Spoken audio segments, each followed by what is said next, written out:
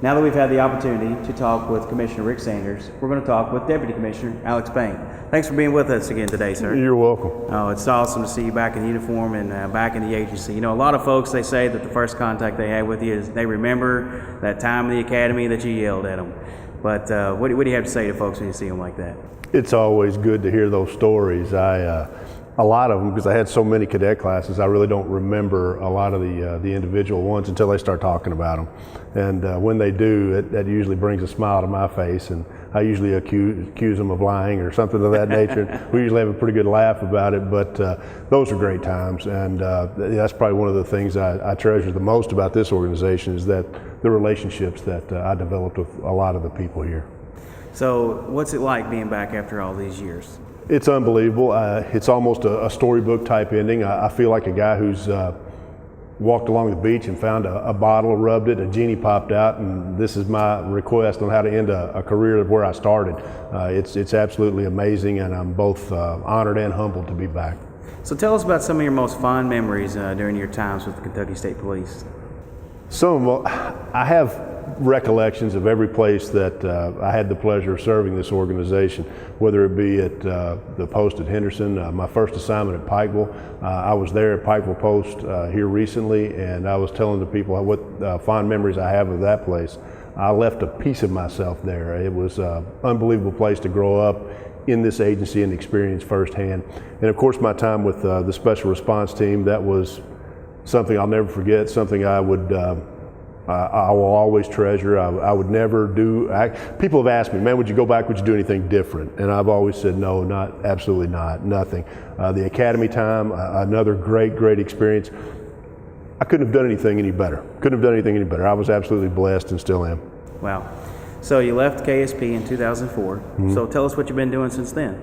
Left the state police in 2004, retired, went to the Jeffersontown Police Department. I was actually off work for about a month and went fishing and mowed a lot of grass. And went right back to work, went to work as a patrolman on late watch there. That's actually where I met Commissioner Sanders. I had been there about a year when he first came, and he was my chief all the way until we came here. And I've just maintained policing and really enjoyed it. I've never really gotten out of it. I've been very active in it, and that's all I've ever known. That's all I've ever done. So you've been back a few months. You've been trying to reacclimate. Tell us what has changed in the time that you've been gone. Really, not a whole lot. I get a different perspective being where I'm at now, rather than being out there involved in the field or on the road or at a post. The differences, I think, there's obviously we're younger, now as an agency. Unfortunately, there's some things that haven't changed, like the headquarters building, where I went through cadet class and where I trained you guys as cadets. We're still in. I wish that was new, but it's not. But the academy that's a wonderful place now. There's some new stuff that's really exciting. Hasn't been really a whole lot, I guess, that has changed. But the things that have, I'm really impressed with. So you've had the opportunity to know Rick Sanders for several years now. Tell us about him. Number one, first and foremost, a good man. And I think that's the box you have to check. Anytime you're looking for somebody in a leadership position such as the one that he has, I think you have to check that box first, because anything else after that really doesn't matter.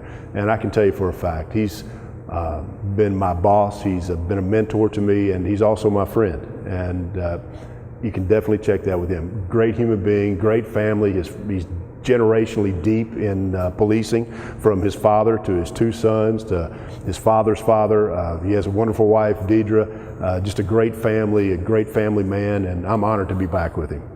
So can you tell us an experience that would demonstrate his leadership abilities? There are several things I guess I could point out. I guess the one thing, and I'll give you this example, this was an idea of his. He truly cares about people, and he truly cares about this agency. And I can give you an idea that he had. We hadn't been at headquarters very long, and we were actually touring the building, and Commissioner Sanders, he kind of asked me, he said, hey, do we have a room available where retirees could come back and we could gather and just let them sit down, maybe drink some coffee and tell some war stories. I said, no. I said, but that's a great idea. And I kind of slapped myself for not thinking about something like that. And here comes a guy from really outside the agency, and he's still wanting to reach out, to people that have come before. But that's just the type of individual that he is. And that's just one example of many I could sit here and bore you with and give you. But that's just an example to me of how much he truly cares. I know that you are heavily involved in operations from day to day now. What message would you like to give to those units on the front lines every day?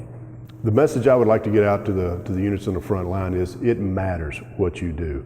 And we're very aware of what you do. When I say we, the commissioner and I, the whole entire command staff, of what you all are doing on a daily basis. And you make us proud, you make us look good on a daily basis. And the only thing that I would ask you is keep it up. We're here to support you 100%. You continue to do the right things on a daily basis, and you make us proud, you make us look good, and keep it up. We've got your back. Thank you for being with us today. Anytime. We really appreciate it. Yes, Glad sir. to have you back, sir. It's an honor. Thank you much. I appreciate it. Thank you.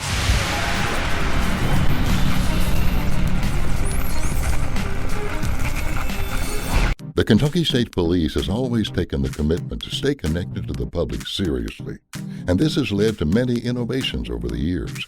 Now, a major stride has been made with the unveiling of the Kentucky State Police mobile app.